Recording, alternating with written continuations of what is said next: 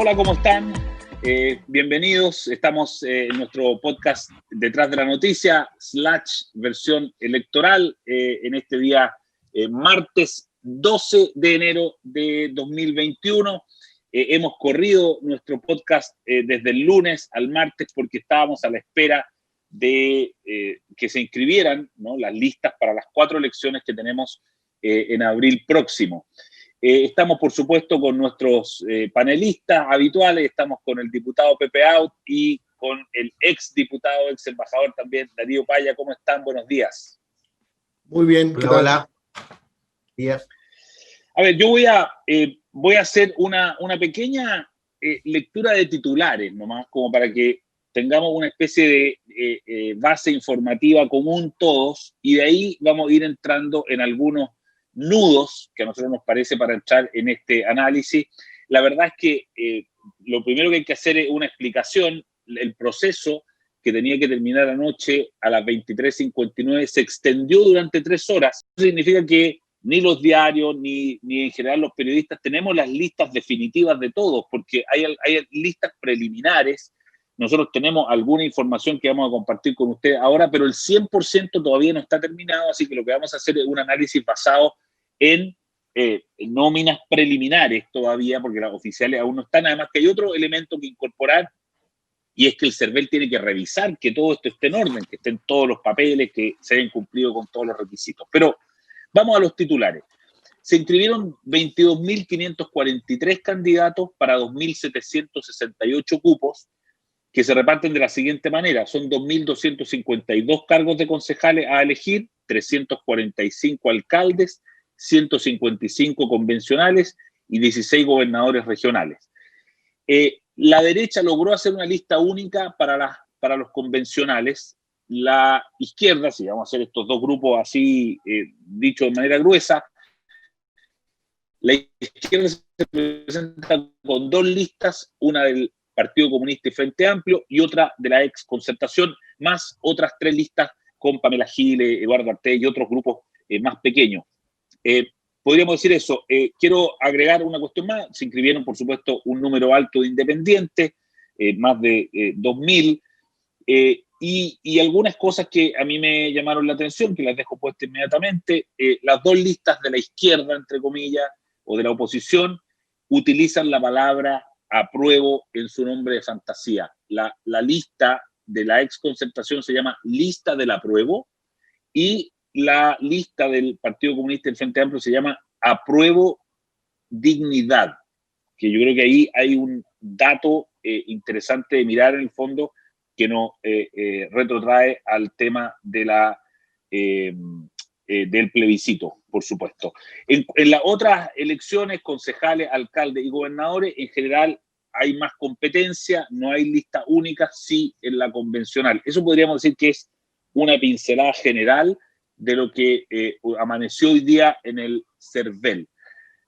Partamos, le vamos a dar la palabra al diputado Pepe Out. Diputado, también te quiero pedir lo mismo, una mirada así como global de lo que te deja esta primera aproximación al proceso.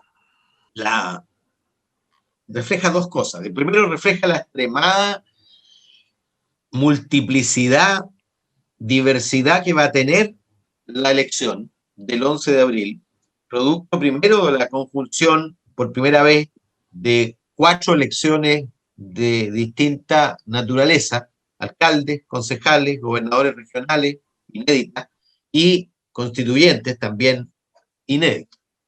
Entonces, el primer elemento es la conjunción de procesos que tienen distintas lógicas, algunas muy locales, otras muy nacionales, y entonces se ve el panorama extremadamente confuso. Las coaliciones son a geometría variable, es decir, unas compiten de una manera para la constituyente, de otra manera para alcalde, de otra manera para concejal y de una manera distinta también para gobernadores. A veces hay pactos por omisión, a veces hay derechamente los que se unen para la constituyente, compiten para alcalde y eventualmente para gobernador regional. Es decir, nunca habíamos visto esta geometría variable. En el binominal nunca nos ocurrió algo tan complejo como esto. Naturalmente era mucho más simple unos contra otros. Aquí son todos contra todos.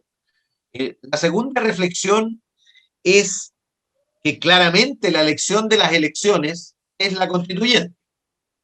El nivel de interés en participar es francamente inédito. Más de 2.000 candidatos pretendiendo a través de la plataforma conseguir los patrocinios, casi 500.000 patrocinantes. No tenemos el dato de cuántos van a quedar finalmente inscritos y cuántos se van a organizar en listas, porque es evidente que los candidatos independientes en solitario son mera dispersión, o sea, no tienen ninguna posibilidad, salvo quizás en Magallanes o en Arica, ninguna posibilidad de ingresar a la convención si es que no se organizaron en listas, porque un candidato independiente, tú sabes bien, es una lista en sí mismo y por lo tanto compite contra equipos de candidatos. Y por lo tanto, en esta elección se dio de manera inédita la posibilidad de que se estructuraran listas de independientes. Pero ese fue un proceso extremadamente difícil porque se abrió una caja de Pandora. No sé si viste una encuesta donde había más del 30% que quería ser miembro de la constituyente, de los ciudadanos. Entonces hubo más de 2.000 inscritos. Yo estimo que va a haber cerca de 1.000 independientes, la mitad organizado en listas y la otra mitad como candidaturas individuales. Pero eso lo sabremos en unos días más. Perfecto. Darío, una primera mirada, una primera pincelada a este proceso. A ver, pimponeando algunas de las cosas que tocó Pepe. Primera cosa que me llamó la atención, lo que tú partiste mencionando, esto de que el servicio electoral tuvo que extender por 3 horas el plazo. Veo que, bueno, en Chile no perdemos la costumbre de hacer las cosas a la chilena. Hubo una época en que esto no era digital, que era con papeles.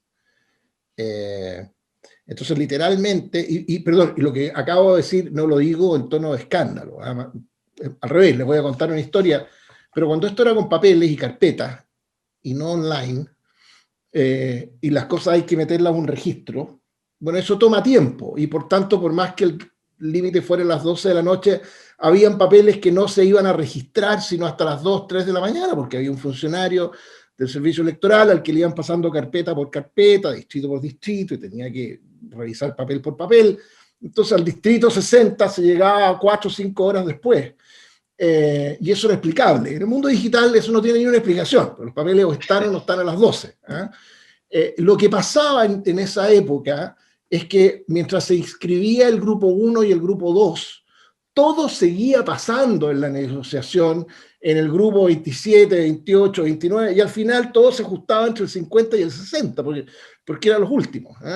Y estaba lleno de candidaturas que desaparecían y nacían a las 2 y 3 de la mañana, porque los partidos, si tenían que llegar con 120 candidatos, llegaban con 180 carpetas, porque había siempre más candidatos preparados de los que... Bueno, en fin, encuentro notable que esto siga sucediendo en un mundo en que el papeleo era digital, pero en fin, una nota histórico cibernética. Lo segundo, simplemente subrayar una cuestión que dijo Pepe. Esta es una elección en que el principal desafío de los candidatos y para los electores va a ser la mezcla de confusión desde la perspectiva de los electores por la cantidad de candidatos y uno va a ver un eslogan y no va a saber si es para concejal, alcalde o concejal, o constituyente, o gobernador. Y yo creo que las candidaturas que mejor entiendan que su adversario es la mezcla de confusión con indiferencia son las que van a tener éxito. Aquí, además de la confusión, además de la indiferencia que le generan a la mayoría de los electores las campañas durante 80-90% de la longitud de las campañas. Hay un grueso del electorado que se enchufa y se engancha al final, y básicamente va a preguntar por quién hay que votar, y le pregunta a alguien de confianza política. El problema es que esta vez esa persona le va a tener que decir, ¿pero para qué? ¿Para cuál de las 4 elecciones? Ah, hay 4, y ahí va a empezar una conversación que va a ser interesante. Y quienes mejor hayan hecho sus campañas para preparar a sus partidarios, para contestar con claridad, con certeza, con nitidez esas preguntas en ese minuto, mejor les va a ir. Y digo confusión más indiferencia, porque aquí además hay un verano, y en marzo vamos a estar en una mezcla de 2 cosas que van a copar la atención vital de la gente, emotiva. Todo indica que vamos a estar en un momento muy complejo de la pandemia, pero además con un proceso de vacunación, que a esa altura, y probablemente Eduardo me puede ayudar con información más fina, pero que yo entiendo que a esa altura vamos a estar en un proceso de vacunar a cientos de miles y a lo mejor millones de personas en un mes. Claro. Entonces, en medio de todo ese boche es que va a haber que hacer campaña, y eso marca un desafío muy distinto, porque además la elección que más llama la atención es la de constituyentes, y es muy difícil saber qué es lo que realmente la gente va a salir a buscar, porque no quiero poner un ejemplo que trivialice esto, pero es un producto que nunca ha comprado. ¿Se va a guiar por las marcas políticas tradicionales? Uno diría no, porque aquí hubo algo muy potente hace poco que fue apruebo o rechazo. Va a buscar cada persona a su candidato entre aquellos que hayan votado como ellos votaron en el plebiscito en primer lugar, cosa que es plausible, es razonable. No podemos estar seguros. Después, como quizás último comentario, y me llamó la atención que lo dijera Pepe Agud, porque, ¿cómo decir esto con delicadeza? Hay una apreciación muy distinta entre la población en general, o sea, hay una asimetría de información muy grande entre la población en general y el mundo político respecto de lo que los independientes van a representar en este proceso. Y yo me temo que hay mucha persona valiosa que, escuchando todo lo que se ha dicho respecto de los independientes en los últimos meses, porque son los no políticos, se entusiasmaron y se embarcaron en cuestiones que en su gran mayoría lamentablemente no van a tener ningún destino. Porque al final el mercado es tan complejo y tan atomizado, la gente va y compra las marcas. Yo voy a poner un solo ejemplo muy antiguo. El año 93, los votantes de derecha tenían 2 opciones: don Arturo Alessandri y José Piñera. Un José Piñera que venía de ser electo en el plano municipal en Conchalí, muy mediático, en un momento político distinto de la historia del país. Era un buen candidato, era muy atractivo. Creo que sacó 6% Pepe Piñera, porque al final el votante de derecha es ordenado y vota por el que hay que votar. El país ha cambiado, los partidos están, por supuesto, con grados de prestigio menor, atomizados, en fin, hay una serie de diferencias, pero al final las marcas pesan mucho. Entonces, vamos a ver, yo creo que es valioso ver qué pasa efectivamente con los independientes y ver si hay algunos que logren romper, sobrevivir a la fuerza de la gravedad, a la inercia, a ese hoyo negro, dirían algunos, que son los partidos que al final del día terminan chupando la energía política, y queda muy poquito dispersa fuera del sistema disponible para los independientes. Buenísimo, Pepe Out. Sí. Déjame porque Darío al final tocó el tema crucial de esta elección, a mi juicio. La pregunta es... Los independientes. Claro, porque desde el punto de vista de las candidaturas, esto es inédito. Nunca habrá habido tantos independientes sobre la plancha y tanta disposición inicial, teórica por lo menos, a votar contra o no por los partidos, y derechamente contra los partidos. De hecho, cuando cuando uno ha hablado con Baranda, por ejemplo, cuando Benito Baranda cuenta su experiencia en la Florida, Puente Alto, le está yendo increíblemente bien y él tiene un discurso hacia los partidos bastante más benigno que lo tienen los electores que lo aproximan. ¿Ah? Que obviamente le dicen que lo votan porque no está con los partidos. Entonces, yo tiendo a ver dos tendencias contradictorias. Por un lado, las elecciones tan cacofónicas como esta, es decir, donde, mira, piensa tú que en cada comuna va a haber entre 100 y 150 personas buscando tu adhesión. Y por lo tanto, la probabilidad, la posibilidad de que tú logres identificar a una de ellas es muy baja. La posibilidad de que alguien se abra paso en ese mare magnum y logre, ¿ah? Esta es mi identidad, mi propuesta, etcétera, es muy baja. Por lo tanto, va a haber una tendencia a votar opción colectiva, a votar lista. Y las listas conocidas, naturalmente. Puede que haya otras listas independientes que consigan tener identidad. Por ejemplo, la que reúne a la izquierda social más radical, que va a competir muy fuerte con el PC, donde está Aguilar, Mesina, en fin, que creo que, no sé si se bautizaron o no, pero como lista del pueblo, ¿ah? O la lista de independientes no neutrales, que es muy competitiva con Unidad Constituyente y con la centroizquierda, o la lista de independientes cristianos, no sé cuál es su extensión, pero se inscribió una lista evangélica, ¿ah? No sé en cuántos distritos, que obviamente va a competir también por el electorado más conservador. El partido se llama Partido Conservador Cristiano y paradojalmente la lista se llama Independientes Cristianos.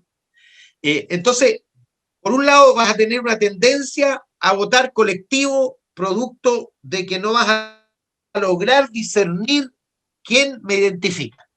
Esto pasó en las elecciones, las primeras proporcionales de Core, que eran simultáneas con las de diputados, los cores eran invisibles, la gente votó por lista y partido.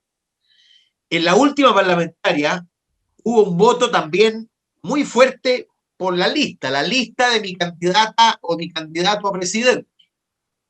En mi distrito los frente amplistas eran virtuales desconocidos, pero sumaron entre todos 22,5% porque Beatriz Sánchez sacó 23% en el distrito. Si no, se habrían mantenido en la marginalidad, estaban todos bajo el 5%. Entonces, por un lado está esa tendencia, y por otro lado, la tendencia al rechazo al sistema político y a la reivindicación, al valor, a la pureza de lo independiente. ¿Ah? Yo apostaría que va a haber por lo menos un tercio de electores que va a votar independiente. Es decir, que no va a votar listas. O sea, va a buscar dónde está el independiente para poner la raya. Va a buscar dónde está el independiente, la lista independiente o la persona independiente. Eso, por supuesto, no significa, pueden recibir perfectamente un tercio de votos y tener una participación marginal como electos, porque claro, eso va a depender de dónde se estructuraron de manera adecuada una lista independiente con identidad, pero va a haber seguramente en todos los distritos, y por lo tanto yo estimo que va a haber de todas maneras independientes fuera de pacto, mucho más de lo que hay en el Congreso. En el Congreso se eligió un solo diputado independiente fuera de pacto, René Zafirio en la Araucanía. Uno solo de los 155. Yo calculo que de los 155, por lo menos 10 a 15% va a ser independiente fuera de pacto. Y luego va a haber, por supuesto, una cantidad de independientes que reclutaron las listas, pero los partidos necesitaban más a los independientes que los independientes a los partidos. Y por lo tanto, va a ser independencia muy parecida a la de los independientes fuera de pacto. Es decir, Heinrich von Baer, que fue reclutado a última hora por la Democracia Cristiana, pero hay en todos lados. ¿Ah? esos van a recuperar independencia inmediatamente electos. Y es muy probable, y positivo a mi juicio, que se genere una fuerza dentro de la convención que va a posibilitar o que va a favorecer el establecimiento de puentes. Es muy posible que ellos terminen siendo el link que permita construir mayorías para unos y otros casos.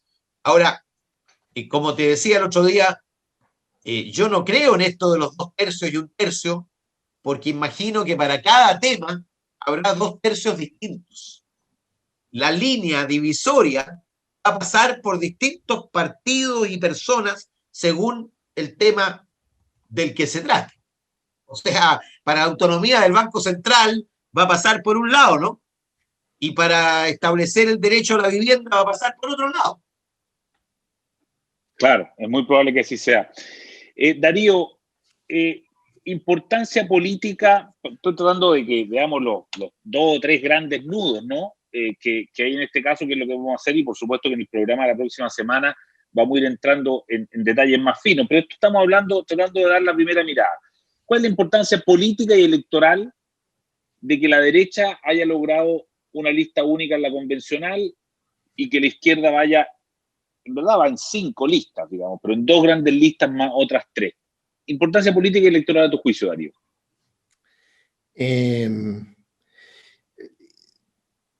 El primer comentario tiene que ver con el tema del que venimos saliendo, que es el de los independientes.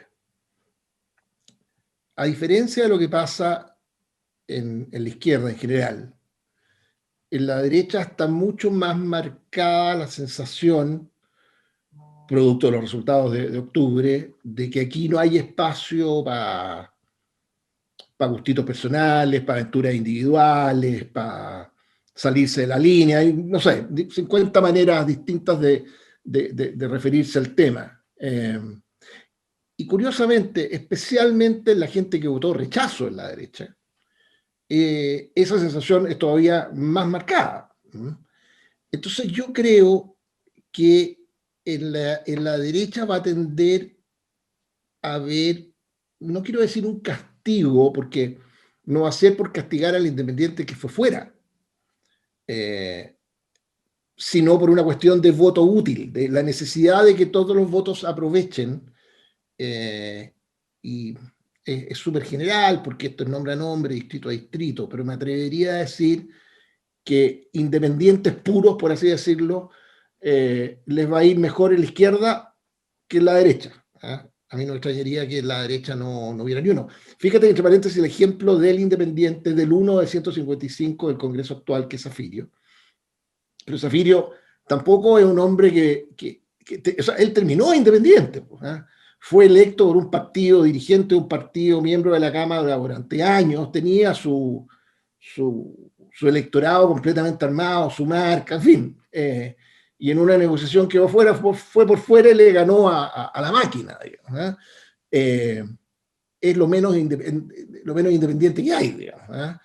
Es independiente en el sentido que Pepe podría hacerlo, o yo en su minuto, después de 4 periodos en la Cámara, podría haber ido por fuera y bueno, no sé cómo habría ido, pero cuando hablamos de independiente ahora estamos hablando de personajes distintos. Entonces, volviendo a tu pregunta, Eduardo, yo creo que la principal preocupación del votante de derecha, de derechas, de todos los sabores, todo lo que está entre un cast y el otro, incluidos los 2 casts, va a ser, respecto a la constituyente, la convicción de que aquí no sobra ningún voto. Y había que ir ordenados y había que... Fíjate que tradicionalmente los llamados a la unidad han sido intensos, emotivos, acalorados y persistentes. Y normalmente eran referidos a resolver bien la elección municipal. Esta vez a casi nadie le ha importado mucho qué pasó o las divisiones o las competencias que se van a dar en el plano municipal, porque el requerimiento, la exigencia, la demanda apasionada de unidad iba dirigida, pónganse de acuerdo en materia de constituyente, que es lo que los partidos terminaron haciendo, y un buen ejemplo de este contraste es lo que va a pasar en el Distrito 11, en que va a haber competencia por el cargo de alcalde. Yo no sé a qué candidato inscribió la centroizquierda anoche, no sé si alguien tiene a la alcaldía de Las Condes, porque si se enteraron durante el día de ayer cuáles iban a ser las candidaturas y que habían dos perfiladas, capaz que se les haya abierto el apetito. No sé si tú tienes, Eduardo, esa información a la mano. ¿Cómo? No la tengo porque lo que pasa es que se guardó como un secreto, el secreto mejor guardado, que finalmente no iba a ir Ernesto Silva, ni Francisco Lamasa, ni ninguno de las grandes figuras. Y por tanto, yo no sé si tuvo tiempo efectivamente la izquierda de levantar una figura a reaccionar, porque ya ayer a mediodía se sabía quiénes iban a hacer las cartas de republicanos una y de la UDI la otra. Pero en fin, así que yo te diría que en términos, con esto termino, Eduardo, en términos de actitud mental, digamos, eso era lo predominante y va a ser lo predominante en ese núcleo del electorado. Y yo no me canso de repetir, y veo en la conversación algunas personas con lo que hemos conversado antes, pero creo que es esencial para entender un aspecto práctico de las campañas, y especialmente marcado en las derechas, porque la izquierda tiene mucho más articulación de cuadros y bases y partidos y, por así decirlo, estructuras orgánicas oficiales, políticas de comunicación de información. Pero lo que yo cuento siempre es que cualquier dirigente político, puede ser un dirigente de la Juventud, de Renovación, de la UDI, en Temuco, tiene una tía que vive en Antofagasta. Bueno, esa tía va a llamar hoy día a su hermana que vive en Temuco para que le pregunte al sobrino por quién tiene que votar ella en Antofagasta. El grueso del votante de centro derecha está esperando que le digan por quién tengo que votar. Y eso normalmente es una pregunta que se le hace a alguien con quien se comparten las definiciones básicas. Y que se confía. Y confía en el criterio de esa persona, y por tanto gran parte de lo que hacen los candidatos con lecheritos que dicen honestidad todo prueba, 24/7 a tu servicio, y todas estas cosas que se ponen en los folletos cunden mucho menos que esa definición política clara, nítida, de decirle a la gente, mire, yo soy su candidato, yo soy su candidata, yo soy su... Y eso es lo que va a estar pasando en estos primeros días, en que hoy día la gente se levantó a tratar de entender esto, y a decir, bueno, ¿y por quién me toca votar a mí? Quienes den señales claras en estos días, yo creo que tienen una gran ventaja. Pepe, la última pregunta, en esta, como digo, primera ronda de análisis, ¿no? de lo que fue la inscripción de las candidaturas. Esto de que las dos listas más grandes, digamos, de la izquierda se llamen lista del apruebo y apruebo dignidad, en el fondo apropiándose un poco del apruebo, ¿qué te parece? Bueno, era evidente. Y el apruebo, obviamente que no cabía, los múltiples significados del apruebo no cabían en una sola lista. No solo por el riesgo y el daño que habría hecho el apriete, digamos, y la eliminación de la diversidad, sino porque el apruebo no cabe en una lista. Tampoco cabe en dos listas. El apruebo está naturalmente repartido. Ahora, Chile Vamos escogió instalarse desde el punto de vista identitario en el campo del rechazo, claramente. Ayer el vocero de la lista era José Antonio, que fue el único que se quedó a comunicar con la prensa, y obviamente va a ser uno de los principales rostros de esa lista, que va a ser la lista del rechazo y va a buscar, por supuesto, va a intentar salir de esa identidad, porque el rechazo sacó 21% y yo me imagino que aspirarán a superar el 30%. Ahora, es obvio que las dos listas están compitiendo por quién representa mejor lo que se expresó en el apruebo. pero es tan diverso, es tan multiforme, es tan instintivo lo que se expresó en el apruebo, que yo creo que es una competencia ridícula. ¿Ah? Lo que sí quería decir es que el análisis que hacía Darío recién era muy vigente hace 10 años, hace 20, total. Hoy día lo es menos. Es decir, la franja del electorado que está esperando la instrucción de por quién votar es hoy día muchísimo más pequeña de lo que era hace 5, hace 10 y por supuesto hace 20 años. La transversalidad de la crítica al sistema político es total.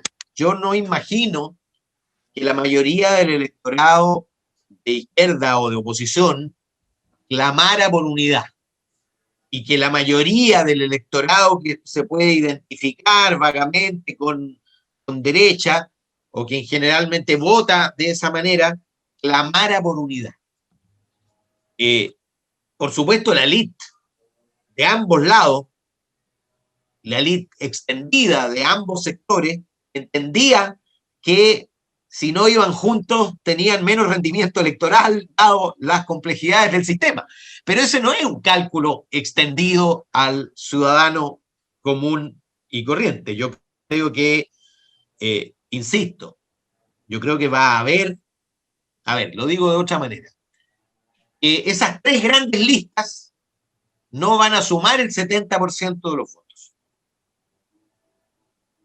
Las dos listas grandes de oposición y la lista de Chile Vamos con republicanos no van a sumar el 70% de los votos, como sumaban el 85% en el binominal, como sumaron también el 90%, incluimos al Frente Amplio en las últimas elecciones de diputados.